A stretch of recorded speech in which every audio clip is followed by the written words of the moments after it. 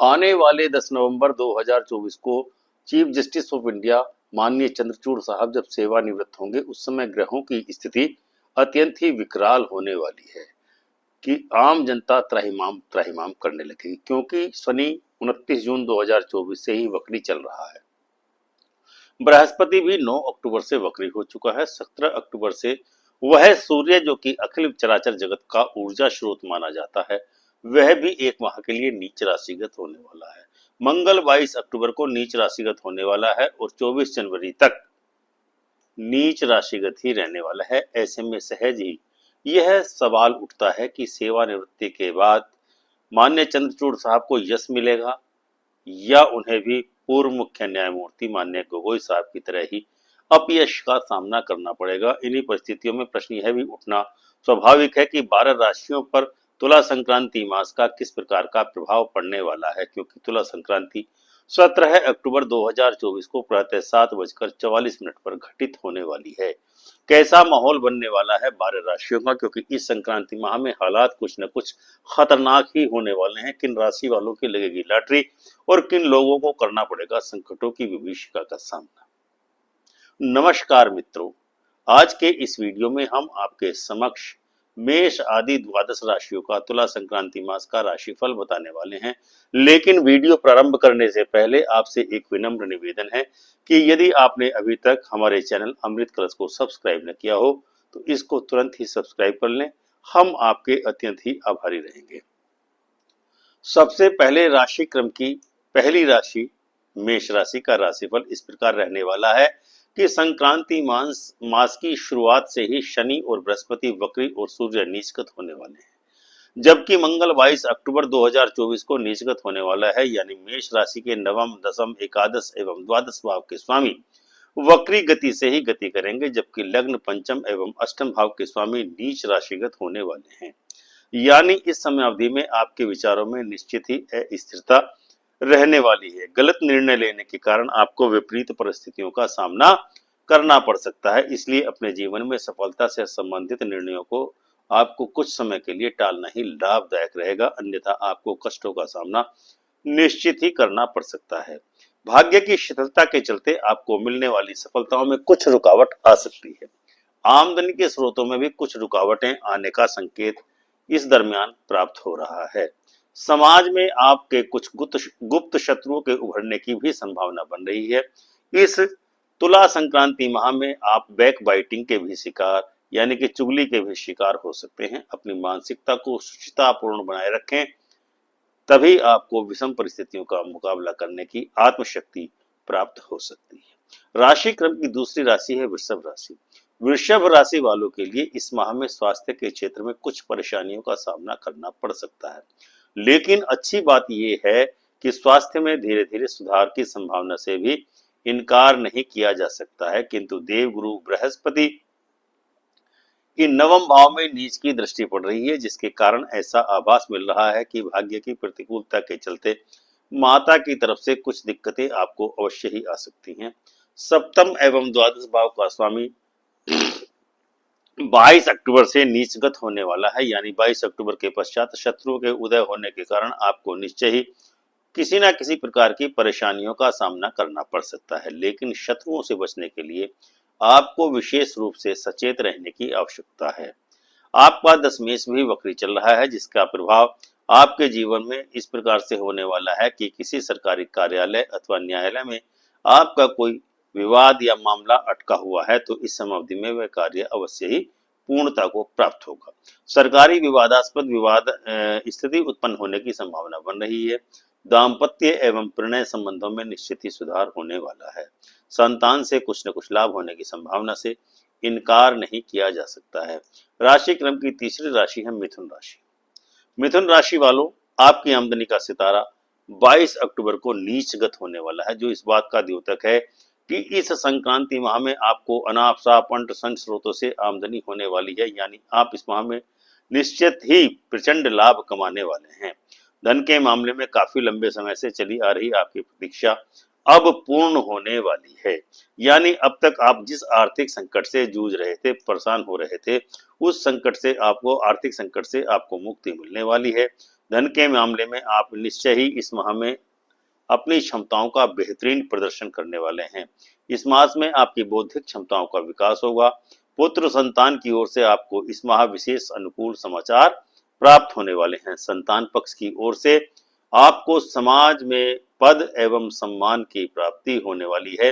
पितृपक्ष की ओर से आपको विशेष अनुकूलताएं प्राप्त होंगी, यानी पिता से आपको लाभ होगा।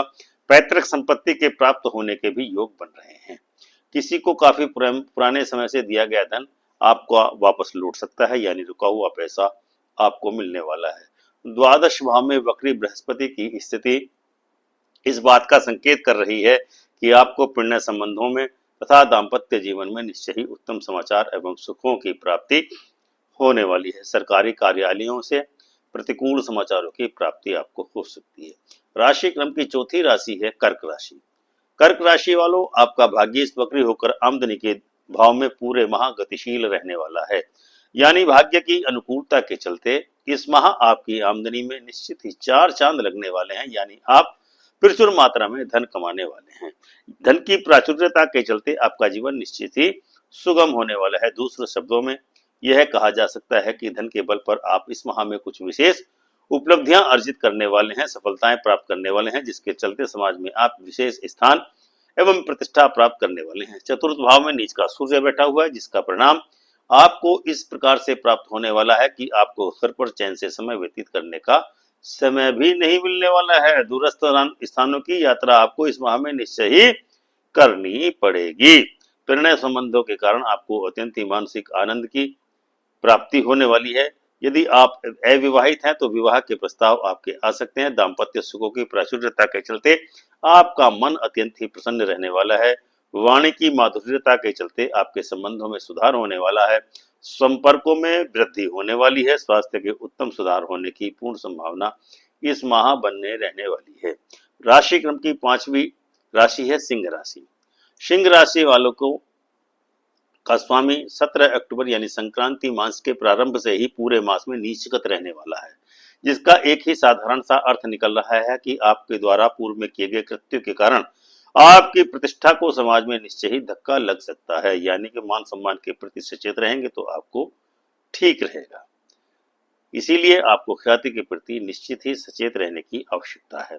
न्यायालय आदि में यदि आपको निश्चय ही प्रतिकूल परिस्थितियों का सामना करना पड़ सकता है, इसलिए सोच समझकर ही निर्णय लेना आपके लिए हितकर रहेगा, अन्यथा आपको क्षति होने की संभावना से इनकार नहीं किया जा सकता है। पारिवारिक सुखों में अभिवृद्धि के संकेत भी इस माह मिलने वाले हैं, किंतु दाम्पत्य सुखों में कुछ दिक्कतों का सामना अवश्य ही करना पड़ सकता है। पत्नी को होने वाले स्वास्थ्य कष्ट से भी इनकार नहीं किया जा सकता। सिंह राशि के दसम भाव में बृहस्पति नीच माना जाता है। इतना ही नहीं, वर्तमान समय में बृहस्पति वक्री गति से भी गोचर कर रहा है। इसीलिए आपको सरकारी कार्यालयों से निश्चित ही प्रतिकूल परिस्थितियों का सामना करना पड़ सकता है, किंतु आमदनी के भाव में मंगल नीचस्थ रहेगा। इसलिए इस संक्रांति मास में आमदनी के क्षेत्र में आपको निश्चित ही अनुकूलताएं प्राप्त होने वाली हैं। आमदनी में स्थायित्व आने वाला है। भूमि, दवाई, मेडिकल, कृषि तथा सैन्य क्षेत्रों से आपको लाभ प्राप्त हो सकता है। अतः सरकारी कार्यालयों को छोड़कर आपका समय सामान्य रूप से ही व्यतीत होगा। राशि क्रम की छठी राशि है कन्या राशि। कन्या राशि वालों के लिए इस माह की शुरुआत पारिवारिक विघटन के रूप में हो सकती है। भाइयों के साथ अनावश्यक वाद विवाद संवाद उत्पन्न होने की संभावना से इनकार नहीं किया जा सकता है। धन, परिवार और कुटुंब के संबंध में प्रतिकूलता के चलते आपको निश्चय ही विकट परिस्थितियों का सामना करना पड़ सकता है। दसम भाव में मंगल नीच का होने वाला है, जिसका सीधा सा मतलब यह निकलता है कि लंबे समय से चली आ रही आपकी कोई योजना जो खटाई में पड़ी हुई थी, अब उसके शुरू होने का अचानक से अवसर आ चुका है। इसने योजना के कार्यान्वित होने से आपको एवं आपके परिवार को आनंद एवं प्रसन्नता का आभास होगा। इसी के साथ साथ आपको पैतृक पक्ष से भी अनुकूलताओं की प्राप्ति होने वाली है। माता पिता से भरपूर सहयोग इस संक्रांति माह में आपको प्राप्त होने वाला है। शत्रुओं पर आप निश्चित ही विजय प्राप्त करेंगे। शत्रु आपके सामने किसी भी हाल में टिक नहीं पाएंगे, किंतु इस मास में आपको शनि का उपाय करना अत्यंत ही लाभ प्राप्त करने वाला होगा। शीशे की शीशी में या मिट्टी के बर्तन में तेल भर करके उसको किसी ऐसे स्थान पर दबा दीजिए जहां उसके ऊपर हमेशा पानी रहे। ऐसे करने से आपको निश्चित ही लाभ होगा। राशि क्रम की सातवीं राशि है तुला राशि। आपकी आमदनी का दरिया आपकी राशि में ही नीच का होकर के पूरे माह में रहने वाला है, जिसके कारण आपकी आत्मशक्ति में जबरदस्त विकास के चलते आप अपने कार्यों में हर हाल में पूरी क्षमता के साथ पूर्ण करने का प्रयास करेंगे। आमदनी के स्रोत उत्तम प्रकृति के रहने वाले हैं। मिट्टी को भी हाथ लगाएंगे तो वह सोना बन जाएगी। यानी आपकी व्यापारिक क्षमताओं का अद्भुत विकास इस माह में देखने को मिलने वाला है। धन के प्राचुर्य से आपका अधिकांश काम स्वयं ही बनते चले जाएंगे। किसी महिला मित्र के सहयोग से आपको धन लाभ होने वाला है। यह महिला कोई आपके रिश्तेदार या परिवार की हो सकती है या कोई अन्य महिला मित्र आपकी हो सकती है। अर्थात संक्षेप में कहा जा सकता है कि महिलाओं के द्वारा आपकी आर्थिक उन्नति होने से अब कोई नहीं रोक पाएगा। मेडिटेशन में भी इस माह में आप कोशिश करेंगे और मेडिटेशन करने का प्रयास करेंगे, जिसके द्वारा आपको निश्चित ही लाभ प्राप्त होगा। आपकी विचारक क्षमताओं का विकास होने वाला है। अचानक से भूमि लाभ का योग आपके जीवन में बनने वाला है। राशि क्रम की 8वीं राशि है वृश्चिक राशि। वृश्चिक राशि वालों, आपका द्वादश आपकी राशि में ही गोचर कर रहा है, जबकि दशम भावेश द्वादश भाव में बैठा है, जिसका सीधा सा एक ही मतलब निकलता है कि आपकी वाणी में सौम्यता का पुट स्वमेव ही आने लगेगा। इसके अलावा आपके जीवन में कुछ अप्रत्याशित घटित होने वाला है, जिसकी आपने कभी कल्पना भी न की होगी। चौथे भाव में स्वग्रही शनि वक्री हो गया है, जो इस बात का स्पष्ट संकेत है कि आपके पारिवारिक जीवन में कोई न कोई विक्षोभ अवश्य ही इस समयावधि में होने वाला है। मदहोश करने वाली वस्तुओं के सेवन से आपको निश्चित ही विपरीत प्रभाव का सामना करना पड़ेगा। पंचम भाव में राहु की स्थिति इस बात की तस्दीक कर रही है कि आपके वाणी के कारण आपका हित ही होगा। माता से भी संबंध सामान्य ही कहे जा सकते हैं, किंतु आपके शरीर में पित्त दोष के कारण कुछ व्याधियां अवश्य ही उत्पन्न हो सकती हैं। अचानक कहीं से धन की प्राप्ति होने वाली है। पुराने कर्जे से आपको मुक्ति मिलने का योग बन रहा है। नेत्र विकार का योग बन सकता है। हल्दी का दूध के साथ सेवन करें, हर एक मुसीबत से आपको बचाएगा। राशि क्रम की 9वीं राशि है धनु राशि यानी सैजिटेरियस। धनु राशि वालों के लिए तुला संक्रांति मास प्रणय संबंधों में आनंद प्राप्ति के अनेक स्रोत बनाने वाला है। यानी इस मास में आपको प्रणय संबंधों में आनंद ही आनंद प्राप्त होने वाले हैं। विपरीत लिंगों से आपको लाभ प्राप्त होने का योग है। दाम्पत्य जीवन में भी भरपूर अनुकूलताएं प्राप्त होने वाली हैं। आमदनी के क्षेत्र में भी आपको इस माह में प्रचंड लाभ होने वाला है। आपकी आमदनी के स्रोतों का भी विकास होने वाला है, किंतु कुछ ऐसा होने वाला है जिसकी आपने अभी तक कल्पना भी न की होगी। आप अपनी प्रतिभा के बल पर समाज में विशेष उन्नति करने वाले हैं। आप अपने सत्प्रयासों से समाज में अपना एक विशेष स्थान कायम करेंगे, जो एक उदाहरण के रूप में मार्गदर्शक बनेगा।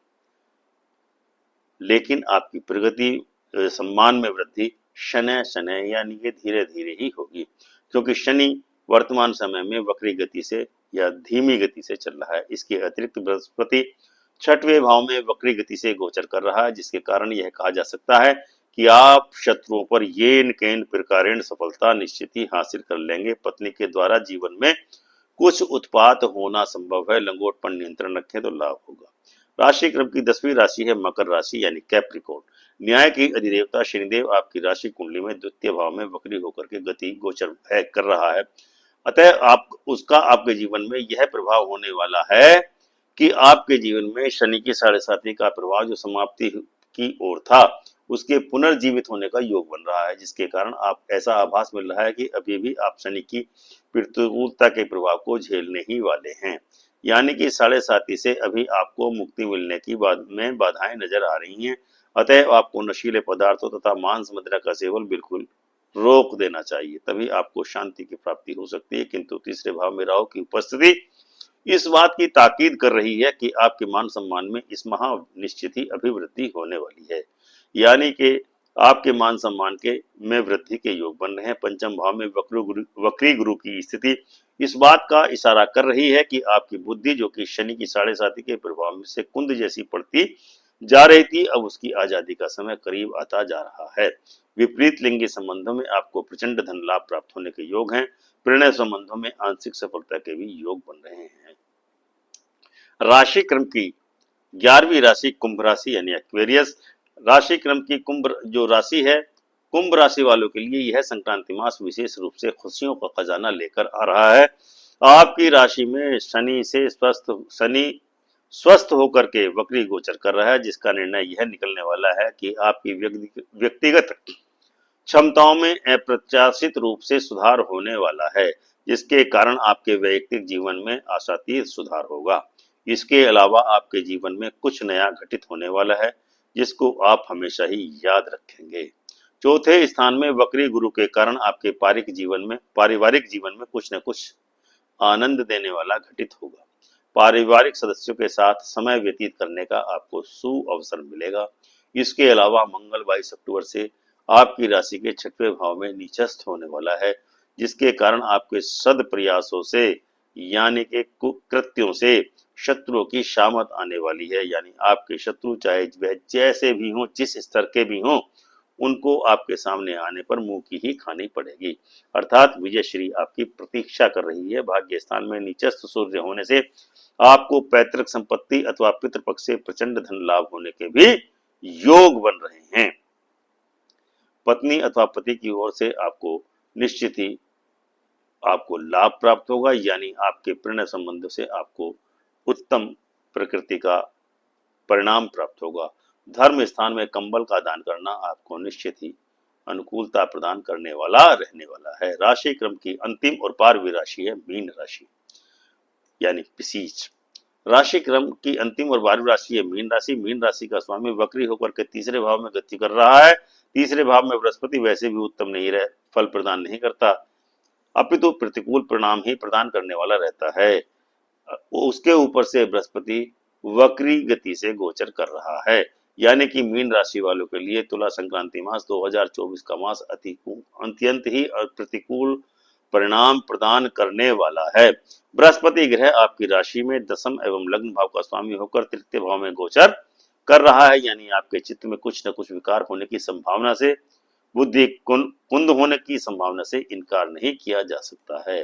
राज्य पक्ष इस मास में आपके पूरी तरह प्रतिकूल रहने वाला है। इसके अलावा आपकी आमदनी का स्वामी शनि भी वक्री होकर के द्वादश भाव में गोचर कर रहा है, जिसके कारण आपको जरूरत के मुताबिक धन किसी न किसी प्रकार से उपलब्ध होता ही रहेगा, चाहे वह कमाई से आए, चाहे वह उधार के रूप में आए, लेकिन जरूरत के मुताबिक आपको धन प्राप्त होता ही रहेगा, आपकी जेब में धन आता ही रहेगा। सूर्य आपके अष्टम भाव में बुध के साथ गोचर करने वाला है, जिसका सीधा सा मतलब निकलता है कि सूर्य जिस भाव में भी बैठेगा उस घर को जला देगा। 8वां घर मौत का घर माना जाता है, यानी कि आपकी मौत इस महीने जल जाएगी, यानी 8वां खाना जल जाएगा।